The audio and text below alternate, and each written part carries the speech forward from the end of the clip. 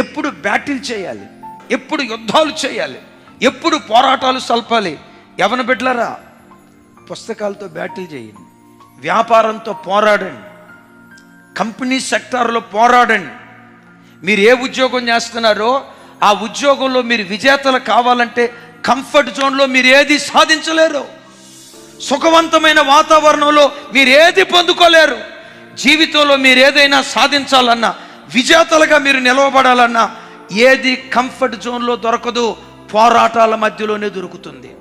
అమ్మా నాన్న 4th class employee అయితే నువ్వు గెస్టెడ్ ఆఫీసరు కావాలి, వాళ్ళు హాస్పిటల్లో నర్సులు అయితే నువ్వు డాక్టరు కావాలి, వాళ్ళు ఎవరి మోచేతి నీళ్ళు త్రాగి బ్రతికిన వాళ్ళైతే నువ్వు కష్టపడి చదువుకొని, కష్టపడి వ్యాపారం చేసి, కష్టపడి పని చేసి నీ దగ్గర అనేక మంది జీవనోపాధి పొందుకునే వ్యక్తిగా నువ్వు మారాలి.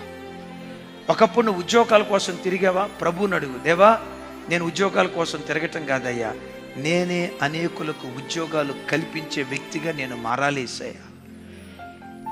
ఇవి కావాలంటే ఫోన్తో ఆడుకుంటే రాదు. ఆడుకో, పుస్తకాలతో ఆడుకో, ఆడుకో మ్యాథ్స్తో ఆడుకో, సైన్స్తో ఆడుకో, సబ్జెక్ట్తో ఆడుకో, వ్యాపారంతో ఆడుకో, ఉద్యోగంతో ఆడుకో. దేవా ఈ స్థితిలో కాదు నాయన, శిఖరాల మీద నీ సన్నిధిలో నేను కూర్చోవాలి.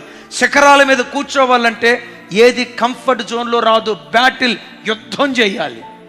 మిమ్మల్ని పురికొల్పడానికి చెప్తున్నా, అతిశయానికి చెప్పట్లా. మీ ఎదుటున్నా నేనున్నా. దేవుని కృప, రోజుకొచ్చి 16 గంటల నుండి 18 గంటలు నా దేవుని కొరకు పనిచేస్తా. కొంతమంది అంటారు మీకు అలసట రాదన్నా అంటారు. నేనంట, ఇలా ప్రజలను కళ్ళారా చూస్తే ఉన్న అలసట అంతా కూడా మాయమైపోతుంది. ఇలాంటి ధన్యకరమైన సేవ ఎంతమంది సేవకులకు వస్తుంది?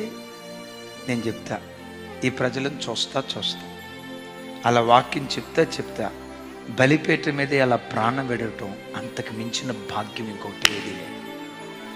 అది భాగ్యం. నేను ఎరిగా ఏ సోమరిపోతోను దేవుడు దీవించిన దాఖలాలు లేవు, ఏ సోమరిపోతోని దేవుడు బలపరిచిన దాఖలాలు లేవు. కడుపు నిండా తిని కంటార నిద్రపోయి ముఖం ఎప్పుడు చూసినా పుచ్చకాయలాగా ఉబ్బి ఉంటుంది. అక్కప్పుడే మంచం మీద నుంచి లేచి వచ్చింది. హాస్పిటల్లో బెడ్ అన్న అప్పుడప్పుడు ఖాళీ ఉంటుంది, కొంతమంది ఇళ్ళల్లో మంచాలు ఖాళీ ఉండవు.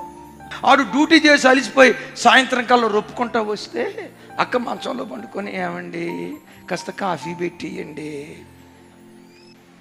శ్రమ నీ ఆయుధమైతే విజయాన్ని నీకు బానిసగా మార్చుతాడు. నీ ఇంటికి నువ్వు దీపం కావాలి.